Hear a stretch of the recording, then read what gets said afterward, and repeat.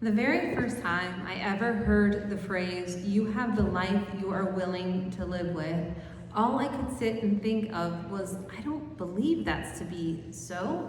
I mean, you can't necessarily help the circumstances in which you are born. You can't necessarily help the experiences that you live. And sometimes we find ourselves in positions that, frankly, we wouldn't be choosing to do if we had any say in the matter. And yet, if you sit back and you think about it, there is, in fact, some say that we do have in our own life. Let me ask any of you, you don't have to raise your hands and answer honestly, but you can in your own hearts. Do you hate your jobs? Are you in a difficult or bad relationship? Unhappy with your health? Okay, so I'll say, the simple answer. Find a new job. End that challenging relationship. Change your diet. Work out some more. Easy, right? Nah, not so much, as we all know. How many times have we all started off these wonderful resolutions that we're going to go ahead and do these amazing things and live a better life?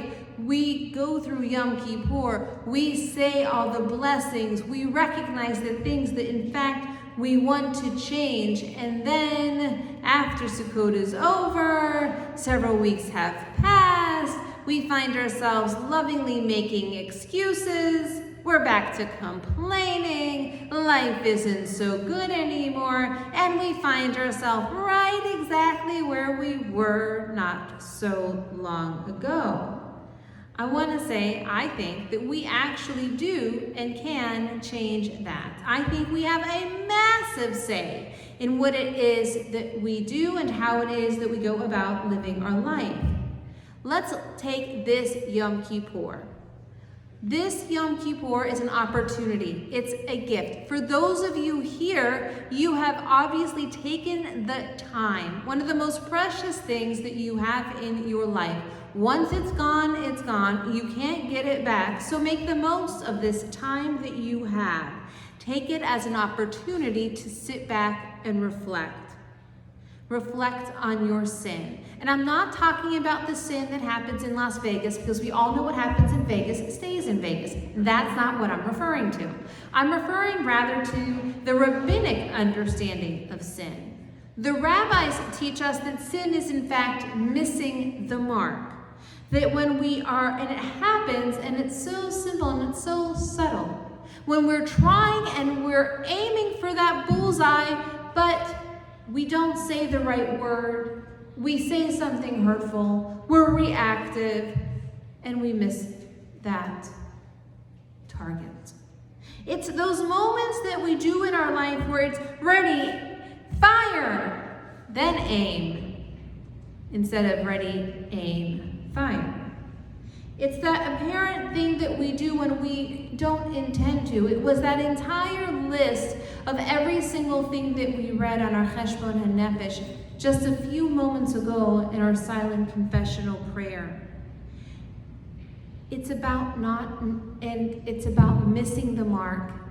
It's about our behavior. It's not a statement from the rabbis that you yourself are inherently not good. It's about addressing behavioral patterns and addressing choices that you can in fact change and have something positive to say about. I want to think about it for a moment. You can always sit there and say, we can always do better. We can always hit the mark. It's easy. After all, at least as a child, I was taught, reach for the stars. But what happens when it is that we are reaching for those stars and it feels as if our arms just aren't quite long enough to get there? Well, if you're anything like me and you've read Dr. Seuss to your children, you'll know that if you're aiming for a star, you might just land on a different star and need to go on a different path. I want us to take this time today of doing actual Cheshbon Nefesh. When you're done with services, take the time to actually reflect. Look at the Asham New Prayer. Do you realize that we said that one together for all of these sins, and we gave a huge, long list? We did it because collectively this is part of our human experience. The human experience is missing the mark. The human experience is making mistakes. The human experience is also admitting to those mistakes. Look at the calendar. In the month of Elul, we spend the entire month reciting the 27th Psalm. We listen to the shofar. We engage in cheshbon nefesh. We think about all of the relationships that could have been made better. All of those moments that we in fact regret, and we try to make a list, and we go back and we repair. We look at the persons whom we've offended. We apologize. We apologize to ourselves. And we take today on Yom Kippur to apologize to God. And so I ask you, after doing all of this work, and you've done it all, you've done your cheshbon nefesh, you've come up with the thing that you want to change, and now I'm going to tell you, go ahead and do it. So easy. And as we have two psychologists in the room tonight, they'll tell you it's not quite so easy just to say, I'm going to change those 2 items. In fact, it's a little bit more challenging, but I want to tell you what the very next thing in the calendar is, the holiday that happens 5 days from now, Sukkot. And the very first mitzvah that we are commanded to do at the end of Yom Kippur is not break the fast, though I think for all of us, me included, that is prime on my list. The very first mitzvah is build your sukkah. And so I ask you, what are you willing to put a stake in? Where will you put your stake of your sukkah down in your life? Are you willing to change something? Let's think about that question, the are you willing, just a little. I want you to also think about the statement that I know I have heard in my own life, and I have made up that same statement, I'll do it later. When I have more money, I'll take care of it. When I'm stronger, I'll take care of it. When I've got that 6-pack, I'll do it. When I retire, I'll do it. Don't make the excuse. Put the stake of the sukkah in your life today. There's a rabbinic principle, Zirin Makdim LaMitzvah. It comes from the Talmud, Pesach 4a. What it means is do not delay a mitzvah when there is an opportunity and it presents itself. So perform your mitzvah of putting the stake in your life. Think about where you'll do it though, and your willingness and unwillingness. I want to give you one quick short story. This comes from Midrash Rabbah, a collection of medieval literature on the book of Leviticus. And it talks about, and it's playing with the verse, you shall take, and it's you shall take, meaning the lulav and the etrog, and it's this whole idea of the calendar that we find ourselves in.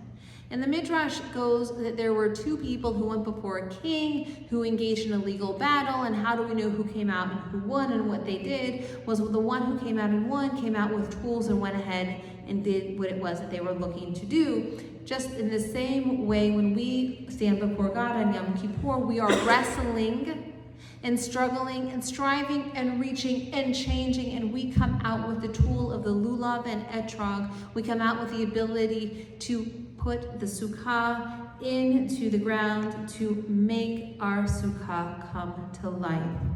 And so in thinking back to the very first question, the very first statement I had, you have the life you are willing to live. What are you willing to actually do? Are you willing to get up at 5 a.m. every morning and exercise? Or are you okay with a little bit of extra flab and therefore not necessarily willing to give up your food? Are you willing to set a very strict schedule for yourself and do something so that you can accomplish tasks X, Y, and Z? Or are you unwilling to do that and want to spend more time doing other things, and you then focus on getting more zeros on your check, on your paycheck? Ask yourself honestly. Stop feeling guilty for saying, I'll do this later, or judging yourself for I'm not enough because I haven't hit that goal. Ask yourself, what are you actually willing to change in your life? And accept that with love. Because that willing, that thing, that is your sukkah. That's what you came out of wrestling with God with. Those are your tools. And hold them with love, because that's you. And so I encourage you to build your sukkah, make it one full of compassion and excitement. Maybe for you, it is getting up at 5 a.m. Maybe it's writing every day. Maybe it's spending more time with your children or grandchildren. But I ask you, what are you willing and unwilling? And have that be your guide. Make your guide full of your willings. Make your guide full of your yeses. And eventually you will build a beautiful sukkah that will flow into a deeper relationship with yourself and with God.